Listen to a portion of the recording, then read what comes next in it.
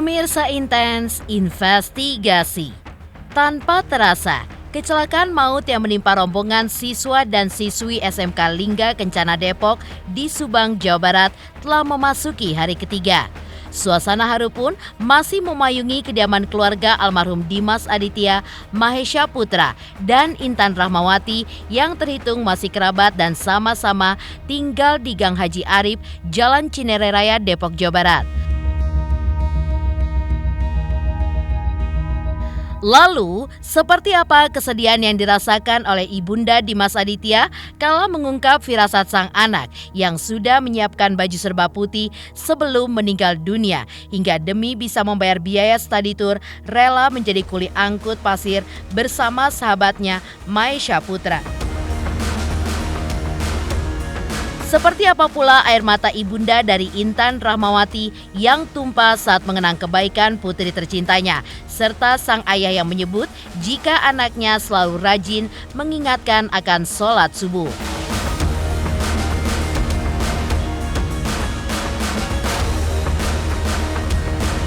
Di sisi lain, seperti apa unggahan korban meninggal bernama Ade Nabila di akun media sosialnya tentang kematian itu nyata yang menjadi sorotan netizen.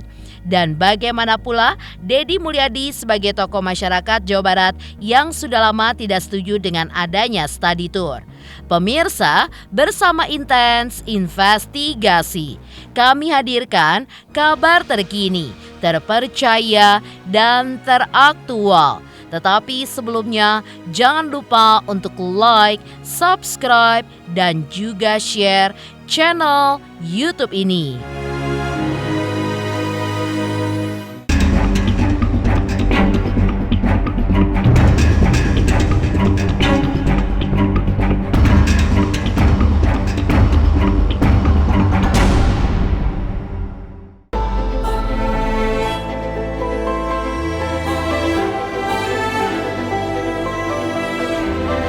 Kesedihan masih begitu dirasakan oleh orang tua murid SMK Lingga Kencana Depok. Kesedihan yang begitu mendalam dirasakan oleh orang tua Dimas Aditya yang ungkapkan firasat sang anak yang sudah siapkan baju putih sebelum tragedi mengenaskan itu menimpa Dimas Aditya. Ya, sebelum pergi meninggalkan rumah untuk ikut study tour ke Bandung. Almarhum Dimas Aditya memang sempat meminta kakaknya untuk menyiapkan baju putih lantaran akan dipakai saat pulang dari study tour nanti. Tak hanya meminta menyiapkan baju putih saja, Dimas pun menyemprotkan pewangi pakaian ke baju putihnya itu. Lantaran jika pulang nanti, bau wanginya pun masih terasa. Benar saja, Dimas pun pulang dengan menggunakan baju serba putih serta dengan wangi yang cukup kuat. Namun dengan kondisi yang berbeda, yaitu tidak bernyawa. Acara keluar lagi, udah di sekolah aja. Lewat belakang. Trauma apa? Belum jalan 3 hari nih. Biasa ada dia ya di sini. Kayak nggak ada gimana, sepi, biar saya ada yang lain juga. Mau kehilangan begini Pak, akhirnya aja. Masih keingetan dia terus. Ini lagi meninggal keadaan begini, sudah tanpa sakit, pergi ceria-ceria, pulang tinggal nama. Berangkatnya tuh nggak bisa tidur, saya 3 malam kayak mata kering, terus ngapa nggak bisa tidur saya ya, begini terus, ngantuk ya enggak, lapar ya enggak, begini melek terus mata itu kayaknya kering terus. Ada apa gitu, nggak tanda apa sih, cuma ya kalau mau perginya tuh malam Jumatnya kan hari Kamisnya baju udah disiapin semua tuh sama tetehnya, baju putih juga, ngambil lagi baju putih. Dia buat apa baju putih, aku mau gosok lagi nih baju putih, nggak ada, biar nggak ada lepitannya gitu. Aku ntar mau pulang ke sini habis sholat isya mau pakai baju putih gitu, pulangnya gitu. Deh itu siram wangi bener, iya Mi, biar wangi, kata ntar aku pulang wangi pulang pakai baju putih katanya. Beneran pakai baju putih pulang. Nyangka dia pengen pakai baju putih, nggak nyangka ke situ. Cuma baju putih itu udah disiapin di koper sama tetehnya. Aku ngambil lagi. Saya pengen pakai baju ini, ntar habis sholat isya aku pulangnya pakai baju putih. Sampai wangi bener, masih ada bajunya wangi bener sih pokoknya.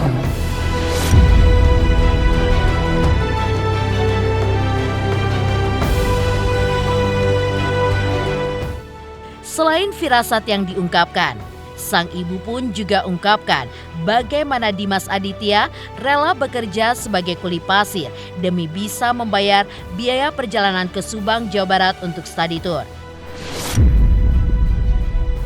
Bahkan rupanya tak hanya Dimas, Mahesha Putra, sahabat karibnya sejak kecil yang juga ikut tewas dalam kecelakaan maut, juga menjadi kuli pasir. Mengingat kondisi keuangan orang tuanya yang begitu memprihatinkan. Ya awalnya mah saya nggak tahu dia mau ikut kuli ngangkut pasir ya Pak. Pasir katanya mau kemana deh, bawa gerobak, mau ini mau ngangkut pasir, buat apa nyari nafkah. Si Esa tuh nyautnya begini, yang meninggal juga mau buat nyari nafkah besok nih buat ongkos berangkat gitu. Di mana itu nih di belakang di pinggir kali itu dia dorong gerobak gantian, terus Mahesa depan, dia di belakang dorong, dia di depan sama Mahesa di belakang. Saya tuh Allah nih pada nyari duit buat besok ya jalan-jalan gitu. Iya Mi, semangat gitu ya. Mani Mas Aditya kan udah gak punya orang tua, jadi dia mah nyari sendiri. Pas pulang dikasih duit tuh katanya bertiga 400, yang 100 dia buat beli rokok, buat makan tuh habis, yang 100, yang 300 dibagi 3, sekarang 100. Saya dikasih 20, Mi uang katanya 20. Mi kan sekarang tuh buat beli kopi Mi, gak usah deh buat adek aja nanti jalan-jalan sendiri. Ya itu dia kemarin penghasilannya 100 dibagi 3. Yang 100 dibagi 3 tuh buat makan, buat beli rokok atau buat kopi. Sisa 300 dibagi sekarang 100 tuh bertiga. Terus sisanya 20 dia kasih 100, sisanya 20 kasih saya, yang 80 katanya buat dia, buat ongkos selama jajan. Saya nggak mau, saya dikasih, saya pulangin buat dede aja deh gitu kan, maksudnya saya mah biasanya adek. Dia bilang katanya Bu, mau motivasi dulu sama si Dimas gitu di Mung, dia memanggilnya di mana di situ di rumah di Mung. Kata dia oh ya udah mah nggak capek ya kan, lumayan Bu katanya buat di paket sama buat besok bekal katanya, biar tuh nggak minta sama ibu. Sebenarnya kemarin-kemarin juga seperti itu dia. Kadang ada yang nyuruh ngangkutin batako, ngangkutin apalah dia itu, dia mau aja, itu rajin orangnya. Sama ini yang si Dimas ini pasti dia mau lah kalau siapa yang nyuruh tetangga apa gitu. Tapi kalau yang kemarin pasti itu kemarin pas sebelum kejadian 2 hari ini, hari Jumat ya Kamisnya, dia ngomong sih pokoknya tenang aja Bu, kalau misalkan kerja mah nanti yang ngasih duit ke ibu, nggak minta lagi sama ibu, jadi gitu. Lebaran kemarin juga dia ngomong kayak gitu. Besok lebaran besok mah Bu, udah kerja katanya, bisa beli baju depa-depi, lah darinya kan tuh. Tapi sekarang belum ya Bu, masih bisa kita ibu katanya.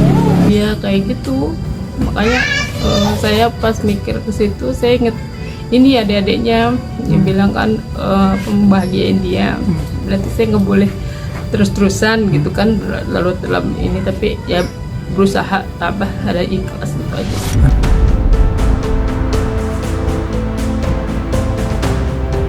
Ibunda Dimas Aditya pun juga menambahkan bahwa anak tercintanya itu pun tidak pernah menyusahkan dirinya karena selalu berusaha untuk mencari uang sendiri dan bahkan sering memberi kepada orang tuanya.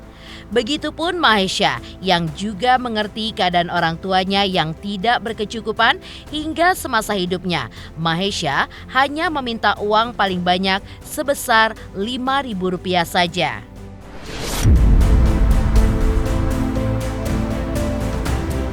Mediin mancing, kalau ada orang mancing mediin, dikasihkan, kalau ada orang mancing suka dapat juara, ya kadang dikasih 200, saya dikasih 100. Saya nggak usah deh, buat dede aja, saya gitu, buat tambah-tambahan.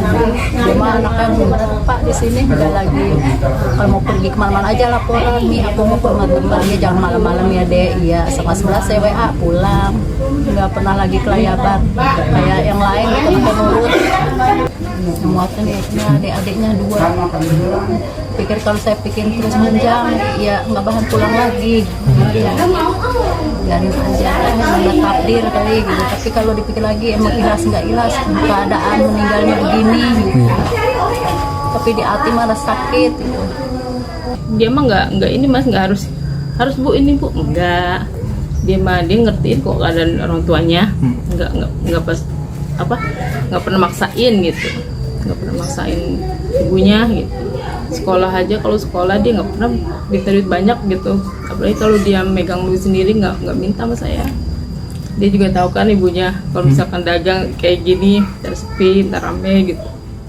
Dia cuma minta kalau paling gede tuh 5.000. 5.000 itu buat apa tuh? Paling ya buat jajan dia aja. Paling ada kalau misalkan nggak ada 5.000, 2.000 aja bu buat di rokok, paling dia gitu mas. Nggak pernah minta banyak gitu, 10.000, 10 enggak. Paling kalau dia mau latihan futsal gitu, bu dia udah bilang dari jauh-jauh hari, bu besok tanggal segini kamu minta duit segini, kata dia mau latihan futsal apa, mau ada pertandingan apa gitu, baru dia.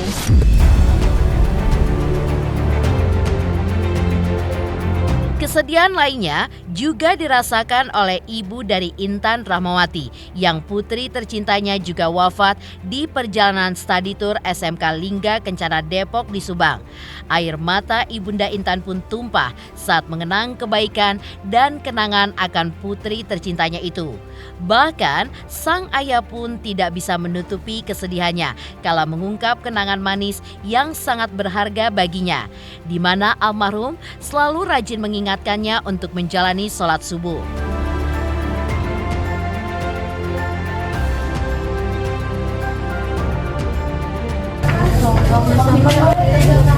Pada sedih Pak, hancur banget dengan kehilangan anak. Jadi nggak bisa nolongin dia karena kecelakaan, dia lagi kesakitan. Ya kalau kita nggak bisa nolongin itu hancur banget Pak. Dia lagi nangis lagi, jadi kita nggak bisa nolongin dia, hancur hati. Biasa dia di rumah ada, kita pulang dia ada di rumah, sekarang dia nggak ada di rumah. Kita di sini selalu berharap dia tuh pulang dengan selamat, selalu berharap. Nggak kepengen dia pulang kayak gini, nggak ada di rumah. Selalu berharap, kita nunggu dia, selalu nunggu dia pulang. Ya dia kan anak saya satu-satunya yang saya arpen. Nah dia juga memang sebelum dia meninggal, sebelum dia kejadian ini, dia juga kalau udah lulus dia ingin bantu orang tua. Dia udah nggak mau sekolah, dia pengen langsung kerja, pengen bantu saya sama ibunya. Tapi sebelum cita-cita dia kesampaiannya,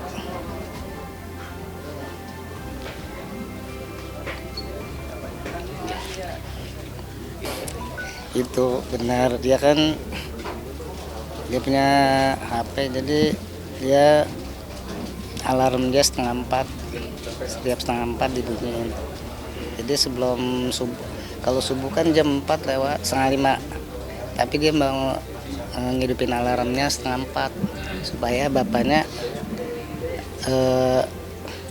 lebih cepat bangunnya. Kalau dia ngidupin alarmnya jam 4 atau jam 4 lewat, seringan saya kesiangan.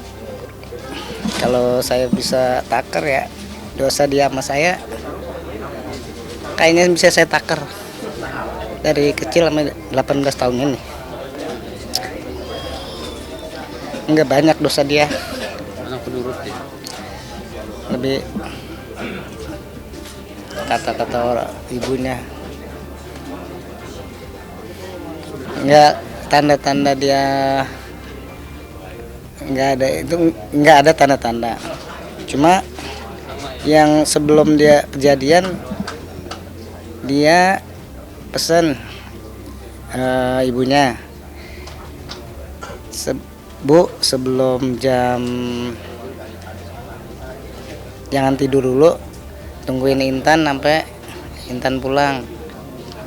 Kalau dia, ibunya bilang enggak, dia enggak bakalan. Misalnya dia mau belajar sama temennya kelompok nih, saya sama ibunya nggak mau dia keluar rumah. Lebih baik temennya dibawa kemari daripada dia keluar. Jadi seringan temennya yang kemari. Seperti kayak Nabila, Ara, Fauzia.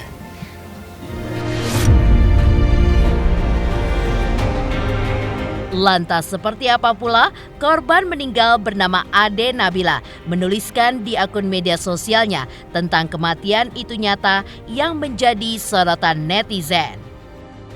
Pemirsa Intens Investigasi, jangan lupa saksikan terus Intens Investigasi. Dan pastikan jangan lupa untuk like, subscribe, share, dan komen jelang 3 juta subscribers channel Intens Investigasi. Halo, aku Natasha Wilona. Ayo subscribe Intens Investigasi jelang 3 juta subscriber.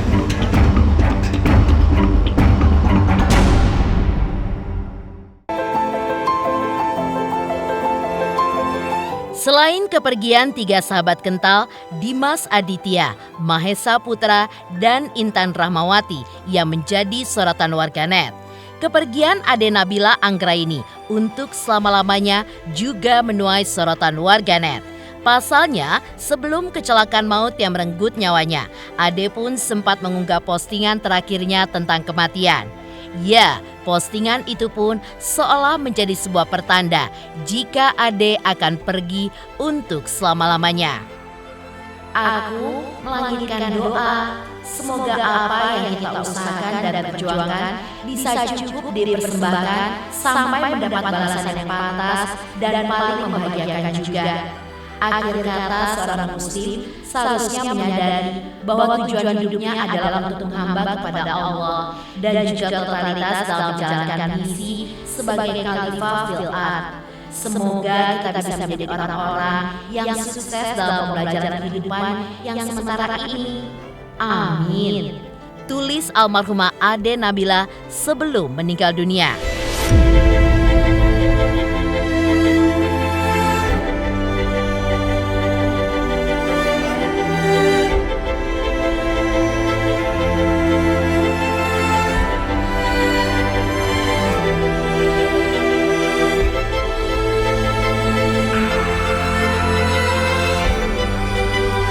Menyisakan duka yang begitu mendalam, tak hanya keluarga, namun masyarakat di tanah air.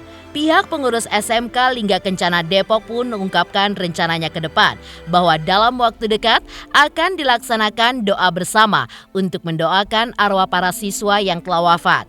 Tak hanya itu, atas perhatian yang cukup mendalam, kemarin sebuah yayasan kemanusiaan pun terlihat mendatangi sekolah SMK Lingga Kencana untuk memberikan donasi bagi para korban kecelakaan. Minggu ini insya Allah ada doa bersama, mungkin sedang direncanakan sih Mbak. Waktunya kapan itu? Waktunya mungkin minggu ini sekitar Jumat atau Sabtu. Menuju 7 harian itu ya? Iya. Iya, Mbak.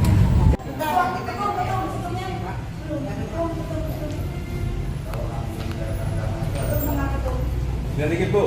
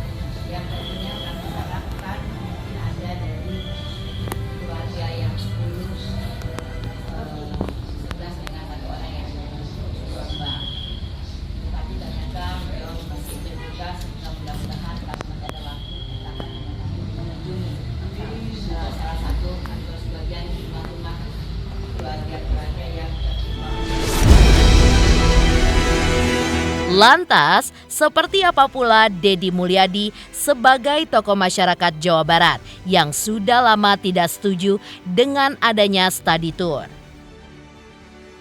Pemirsa Intens Investigasi, jangan lupa saksikan terus Intens Investigasi. Dan pastikan jangan lupa untuk like, subscribe, share, dan komen jelang 3 juta subscribers channel Intens Investigasi. Halo, saya Krisdayanti. Ayo subscriber Intens Investigasi jelang 3 juta subscriber. Wow, banyak.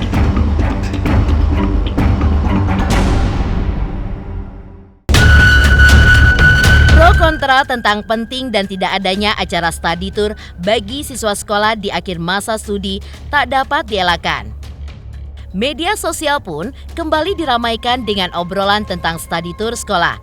Usai 10 siswa dan 1 guru di SMK Lingga Kencana Depok meninggal dunia akibat kecelakaan lalu lintas dalam perjalanan study tour ke Bandung dalam rangka perpisahan sekolah. Sebagai suatu kegiatan dan program yang memiliki nilai positif dan negatif, acara study tour nampaknya perlu menjadi perhatian para pihak yang berkepentingan di ranah pendidikan. Seperti nilai negatifnya, yaitu biaya yang memberatkan orang tua, hingga unsur transportasi dari kondisi kendaraan yang buruk, hingga bagaimana keamanan saat di perjalanan. Melihat tragedi study tour maut yang kini menjadi sorotan, lalu seperti apa Deddy Mulyadi yang dikenal sebagai tokoh masyarakat Jawa Barat yang rupanya sudah lama tidak setuju dengan adanya study tour? Musibah itu memang kejadian yang kita tidak harapkan, tetapi faktor penyebab musibahnya di Indonesia sering terjadi. Jadi kejadian berulang, mobil pariwisata lolos rem. Itu bukan hanya 1 kali loh, udah beberapa kali terjadi di Jawa Barat. Nah, kalau seperti itu ya semua pihak pemangku kebijakan harus bertanggung jawab terhadap berbagai hal yang terjadi. Sehingga harus ada tindakan yang lebih nyata untuk menyelesaikan problem ini tuntas. Minimal para pengusaha angkutan umum dan angkutan pariwisata, terutama bis yang mengangkut banyak orang, tidak boleh lagi ada manipulasi. Manipulasi misalnya usia bis, kemudian dibuat discovery, seolah-olah bisnya mewah dan baru, padahal mesinnya mesin lama. Gitu kan. Terus KIR harus benar-benar memperhatikan standarisasi kelayakan. Kalau saya sih satu hal saja, saya dari dulu sejak zaman Bupati, saya tidak pernah mengizinkan siswa itu mengadakan kegiatan di luar kabupaten. Artinya kegiatan perpisahannya di sekolah. Ngapain sih punya bangunan, punya aula tidak digunakan? Jadi semua kan, jadi itu kalau saya dari dulu bersikap itu, dan termasuk kan kemarin penerus saya Kepala Dinas Pendidikan Kabupaten Purwakarta di bulan April sudah bikin surat edaran dan tidak ada satupun siswa yang pergi keluar. Bukan mendukung, kalau saya dari dulu sudah bersikap menolak study tour. Keselamatan dan gini, bukan hanya keselamatan ya, siswa itu nggak semuanya punya duit. Ini orang tuanya nggak punya duit nanti maksain. Udah 3 tahun sekolah, menjelang akhir harus ngeluarin lagi 1 juta, 1,5 juta loh itu untuk bekal mereka ya. Nah itu juga sesuatu yang memberatkan orang tua. Pemirsa Intens Investigasi, jangan lupa saksikan terus Intens Investigasi. Dan pastikan jangan lupa untuk like, subscribe, share, dan komen jelang 3 juta subscribers channel Intens Investigasi.